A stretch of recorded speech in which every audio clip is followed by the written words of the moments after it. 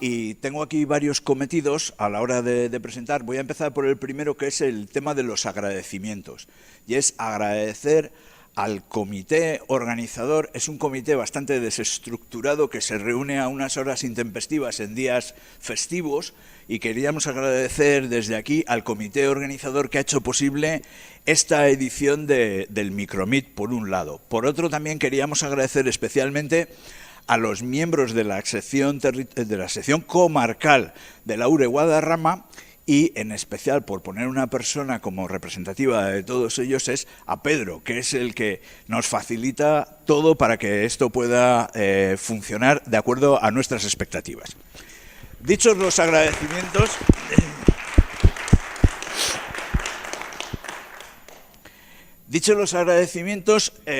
os voy a contar cuál es mi cometido aquí. O tal vez debería de empezar explicándoos por qué estoy yo aquí, ¿no? O sea, hace tiempos estaba leyendo una novela de Javier Marías en la que desarrollaba una interesante hipótesis, ¿no? O sea, y la hipótesis es que la mayoría de las personas ocupamos el lugar de otras personas por una situación pura de descarte. Somos el resultado de lo que no pudo ser.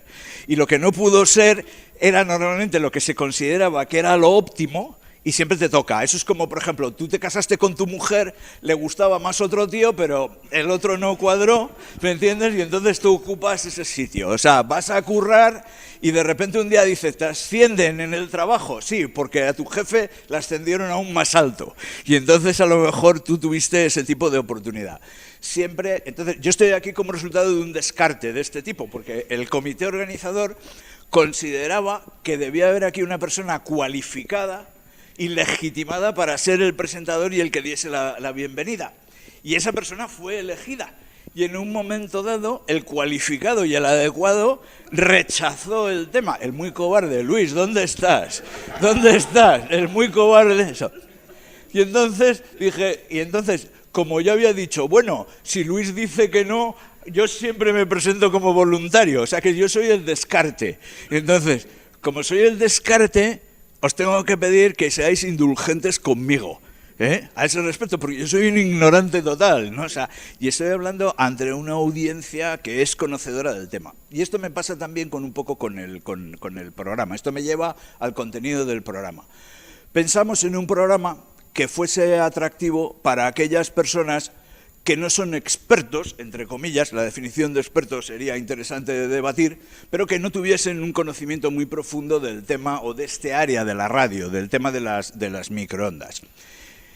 Y lo que veo es que un contenido muy alto de la audiencia, porcentualmente hablando, es un grupo de personas expertas. Así que los expertos vais a tener que ser doblemente indulgentes con respecto a los contenidos, con respecto al presentador y a los contenidos del programa, y a los que venís nuevos y que tenéis poca o menos experiencia en el tema de las microondas, os quiero hacer 3 advertencias en nombre del comité organizador. Y esas 3 advertencias tienen que ver con la salud de las personas que se acercan al tema de las microondas. En primer lugar, esto es como las advertencias que tienen los paquetes de cigarrillos, de tabaco, ¿no? O sea, eso del tabaco mata y hay una necropsia de un pulmón, ¿no? O sea, entonces, esto tenemos que decir lo mismo porque queremos estar exentos de responsabilidades por organizar reuniones como estas. Entonces, ¿cuáles son los warnings? ¿Cuáles son las advertencias que tienen? Primero, las microondas dañan la salud.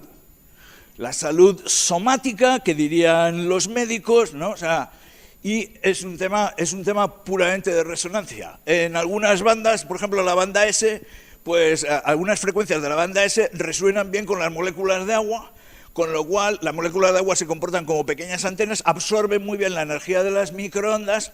Y tenéis que tener en cuenta que tenemos mucho agua en el cerebro, mucho agua en los ojos, o sea que las microondas te pueden dejar ciego, te pueden dejar tonto.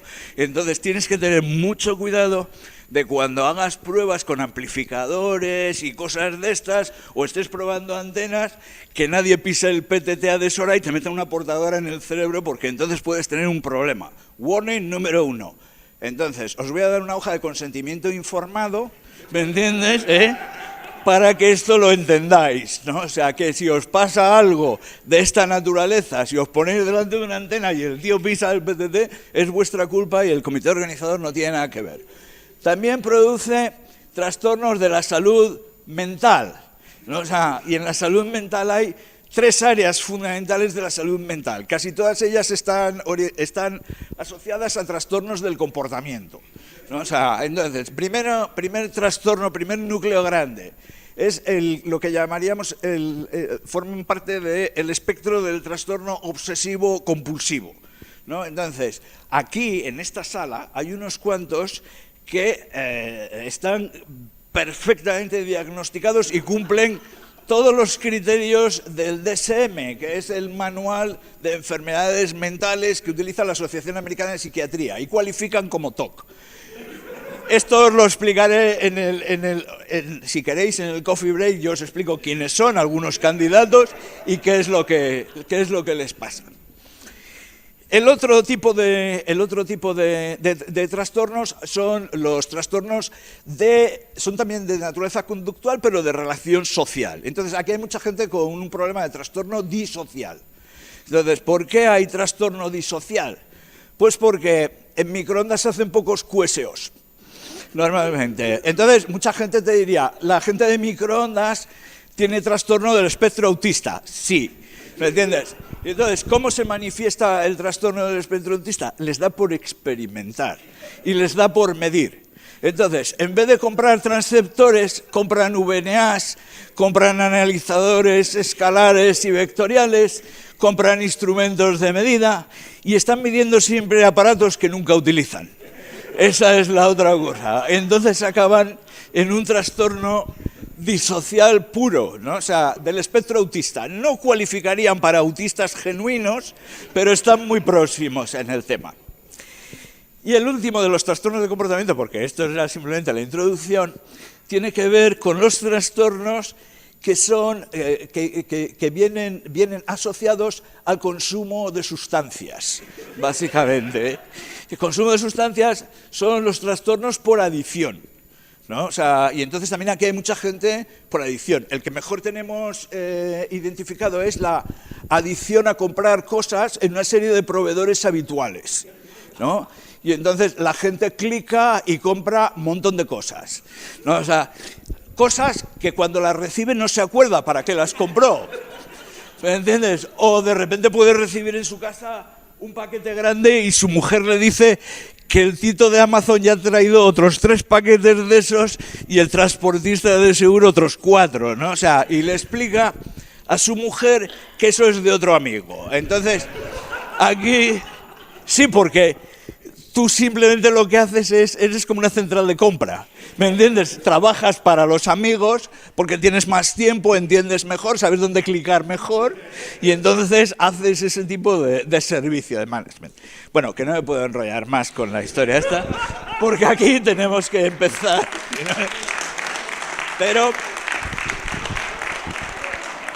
para los que venís por primera vez, estáis advertidos, hay un formulario de consentimiento informado. Cuando estas cosas os pasen, nunca jamás podréis protestar ante el comité organizador, la sección comarcal de la URE de Guadarrama, ni cualquiera que tengáis su logo o su nombre. ¿De acuerdo?